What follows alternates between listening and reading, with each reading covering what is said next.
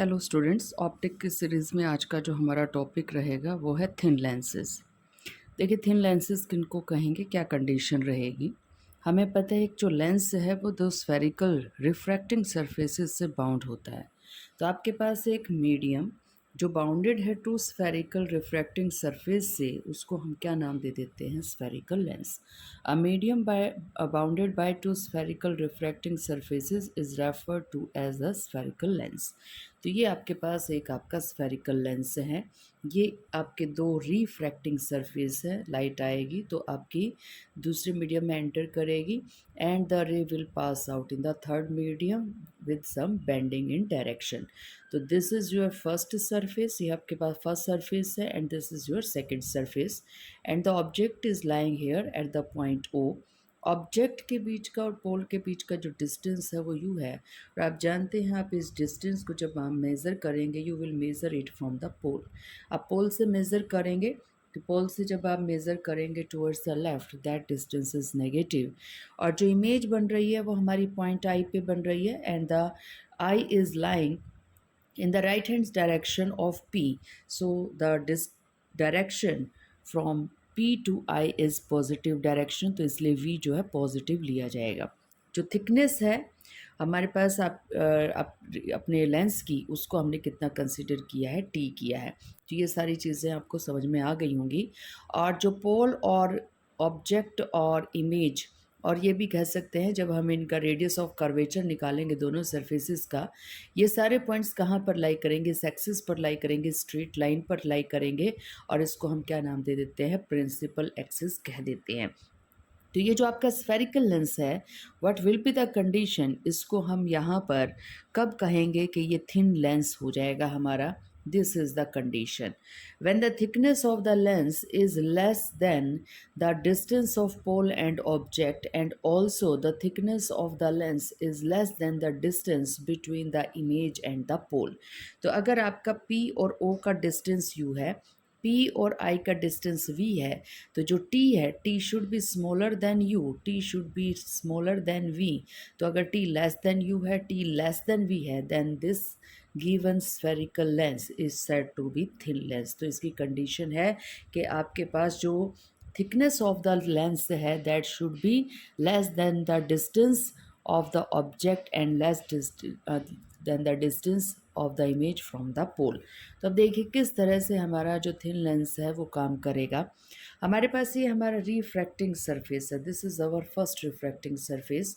और अगर ये आप इसको कंप्लीट करें तो कंप्लीट करते वक्त आपको यहाँ पर क्या मिल जाएगा, एक पूरा का पूरा स्फीयर मिल जाएगा इस तरह से।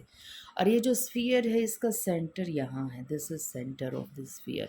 तो ये आपके पास एक आर्क है, इस आर्क को आपने कंप्लीट किया, then you get the sphere and this is your centre and the distance from the surface to the center is known as radius and here the radius is known as radius of curvature। तो ये आपका radius of curvature है। तो देखिएगा ओ object से यहाँ तक रे आई है, और आप जानते हैं रे कैसे डिफाइन होती है। आप जानते हैं कि जो भी रेडिएशन आएंगे वो क्रस्ट और ट्रफ की फॉर्म में आएंगे and if lambda tends to zero, तो अगर आपका लैम्डा टेंड्स टू ज़ीरो हो जाए as compare to the thickness of the lens, तो इसको हम रे कंसिडर कर लेते हैं। तो आपके पास ऑब्जेक्ट से रे आ रही है, ऑब्जेक्ट से लाइट आ रही है, ऑब्जेक्ट से इलेक्ट्रोमैग्नेटिक रेडिएशन या विजिबल लाइट आ रही है। तो इस पॉइंट पे देखिए एक्स पॉइंट के ऊपर that is interacting with your first refracting surface. और अगर हम इस सरफेस को, ये जो हमारा सरफेस है, इस सरफेस को इस पॉइंट के ऊपर अगर हम C1 से कनेक्ट करते हैं सेंटर से, तो हमें ये भी पता है कि सेंटर को आप कहीं से भी मिला लीजिए वो हमेशा किसकी तरह बिहेव करता है, परपेंडिकुलर की तरह बिहेव करता है। तो ये जो हमारा सेंटर है, इस सेंटर से जब हमने इस आर्क को मिलाया तो दिस इज़ आवर नॉर्मल। तो ये आपके पास आपका नॉर्मल हो जाएगा। This is your incident ray and this N1 is normal. Lights को सीधा जाना चाहिए था लेकिन लाइट सीधी नहीं जाएगी, it is entering in the second medium with refractive index N2 refractive index के अंदर वो मूव कर रही है। तो आपके पास हम कंसिडर कर लें you are moving from air to glass, तो अगर एयर से आप ग्लास में मूव कर रहे हैं तो it means you are moving from rarer medium to denser. तो जब आप रेयरर मीडियम से डेंसर की तरफ मूव करते हैं, light move towards the normal. तो देखिएगा ये आपका यहाँ पर ये नॉर्मल है, एंड लाइट को जाना कैसा चाहिए था, लाइट को सीधा जाना चाहिए था, and this is your normal, ये हमारा नॉर्मल है। और जब आपकी लाइट रेयरर टू डेंसर जाएगी तो ये कहाँ जाएगी, टुवर्ड्स द नॉर्मल, ये नॉर्मल की तरफ जाएगी। तो इसी वजह से हमने लाइट को सीधा जाने की बजाय हमने टुवर्ड्स द नॉर्मल यहाँ पर मूव करवा दिया। इस पॉइंट के ऊपर फिर क्या कर रहे हैं, N2 से N1 के अंदर एंटर कर रहे हैं, इट मीन्स NY पॉइंट के ऊपर दोबारा से रिफ्रैक्शन होगा। तो अब देखिए सेकंड रिफ्रैक्टिंग सरफेस कौन सा है हमारा, सेकंड रिफ्रैक्टिंग सरफेस ये है, यहाँ पर रिफ्रैक्शन होगा सेकंड। तो अगर हम इस सर्कल को कंप्लीट करें तो इस सर्कल का जो सेंटर है वो होगा C2, और जो रेडियस है वो कितनी हो जाएगी, R2। और हमने C2 को जब Y पॉइंट से कनेक्ट किया, then this point, this line is perpendicular on this surface at point Y। तो Y पॉइंट पर 90 डिग्री का जो आपकी लाइन है C2Y, वो 90 डिग्री का एंगल बनाएगी। अब दोबारा देखिएगा, लाइट को क्या करना चाहिए था, सीधा जाना चाहिए था। यहाँ पर X से Y को लाइट को सीधा जाना चाहिए था, इसको सीधा मूव करना चाहिए था। लेकिन हम क्या कर रहे हैं, हम डेंसर मीडियम, हम मान रहे हैं कि ग्लास से हम दोबारा एयर के अंदर आ गए हैं। तो हम डेंसर मीडियम टू रेयर जा रहे हैं, तो it means we have to move away from the normal. Light आपके पास ये है आपका नॉर्मल, सेकंड नॉर्मल, C2 से आपने Y को मिलाया था। लाइट की डायरेक्शन ये है, लाइट को यहाँ जाना चाहिए था। अवे फ्रॉम द नॉर्मल का मतलब है लाइट इस तरफ, यानी कि इस डायरेक्शन के अंदर मुड़ जाएगी। तो Y पॉइंट पर हमें क्या मिल जाएगी, इमेज मिल जाएगी। तो देखिए 2 बार रिफ्रैक्शन हो रहा है, तो 2 बार आपको यहाँ पर रिफ्रैक्शन का फॉर्मूला लिखना पड़ेगा। First surface refraction will take place at point X given as, ये आपके पास आ गया, N2 अपॉन, याद कीजिएगा, V minus N1 upon U and is equal to N2 minus N1 upon R, ये फॉर्मूला था। तो N2 अपॉन V डैश क्यों लिया, वी डैश इसलिए लिया कि ये जब हमने ये वाला सरफेस लिया था तो ये लाइट जो है आपकी, ये आगे जाके कहीं पर सरफेस या प्रिंसिपल एक्सिस पर मिलती, तो उस पॉइंट को हम क्या कह देते, वी डैश कह देते।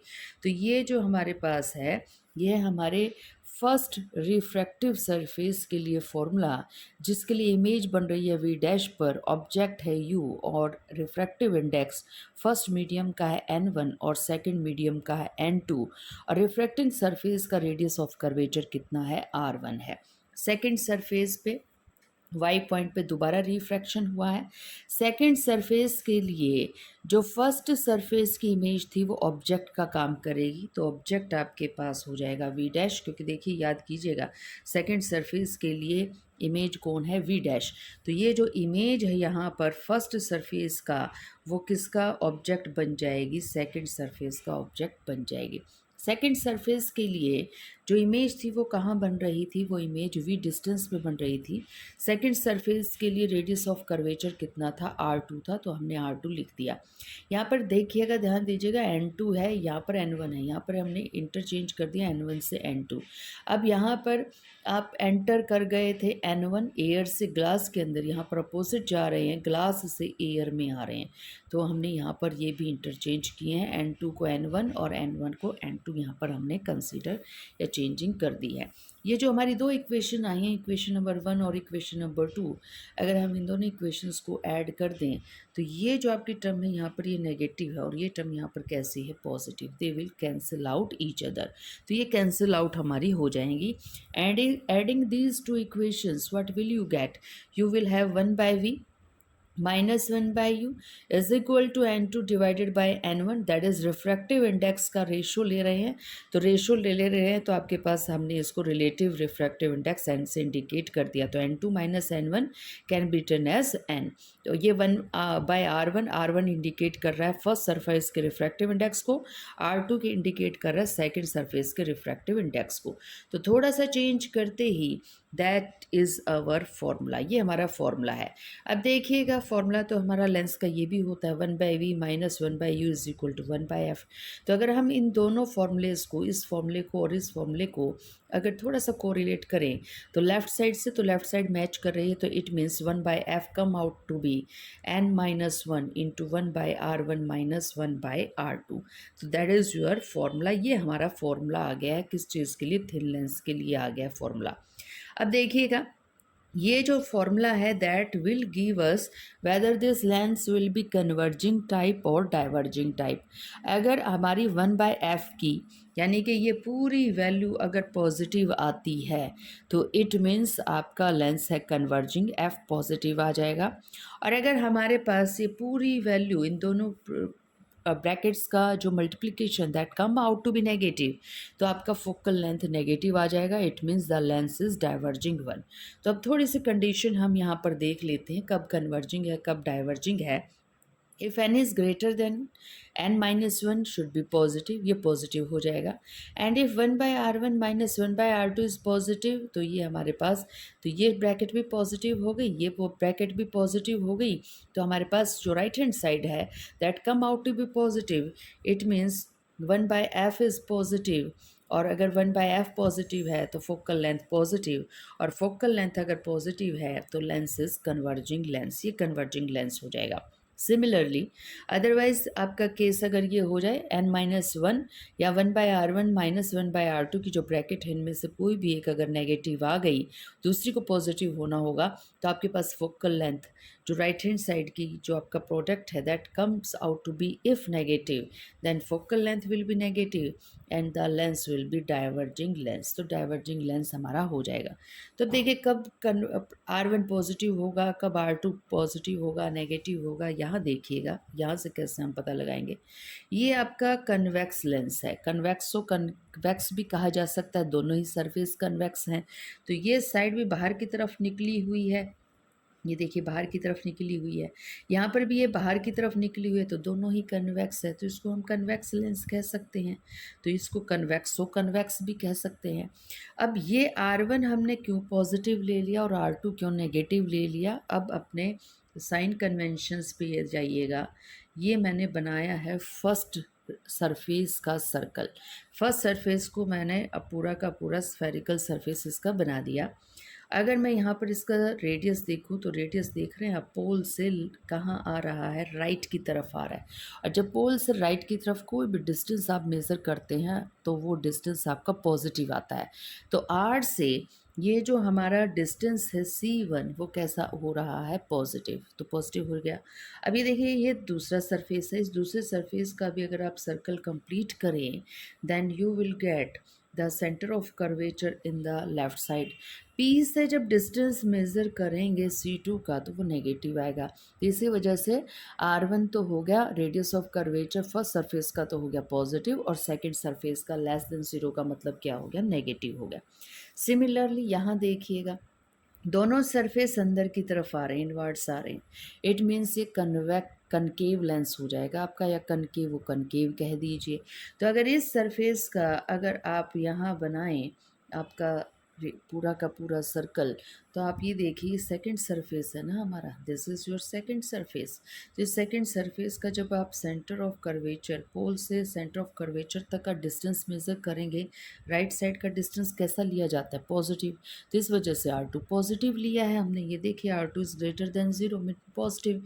अब यहाँ देखिए इसको कंप्लीट कीजिएगा, इसको अगर आप कंप्लीट करते हैं तो यहाँ आएगा ना इस फर्स्ट सरफेस का सेंटर ऑफ कर्वेचर, तो डिस्टेंस जब पोल से मेज़र करेंगे तो ये कैसा हो जाएगा, नेगेटिव हो जाएगा।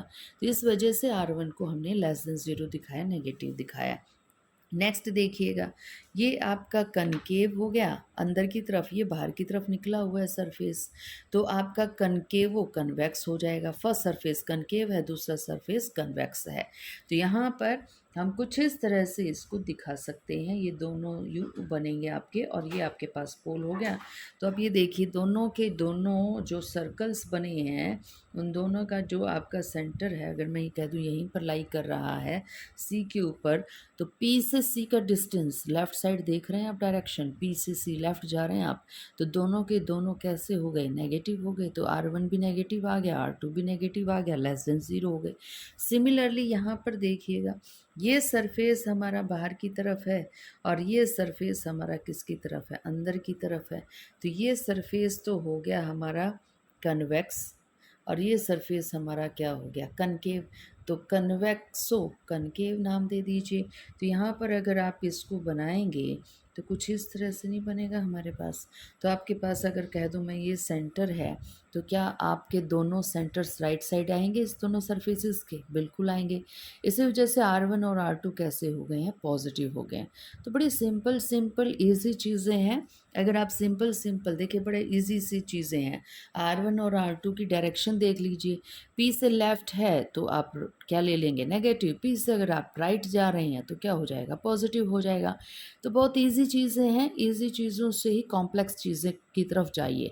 पहले आसान आसान चीज़ें सीखिए, तो बहुत ईजी हो जाता है। इसी तरह से लाइफ भी आपकी बहुत सिंपल है, उसको कॉम्प्लेक्स मत बनाइए। तो स्टडीज़ भी ज़्यादा मुश्किल नहीं है, फिज़िक्स भी बहुत ज़्यादा मुश्किल नहीं है, और ऑप्टिक्स भी इतनी मुश्किल नहीं है। तो हम छोटे छोटे टॉपिक्स के साथ डील करते हुए पूरी ऑप्टिक्स जो है कंप्लीट कर लेंगे। तो आज के लिए बस इतना ही।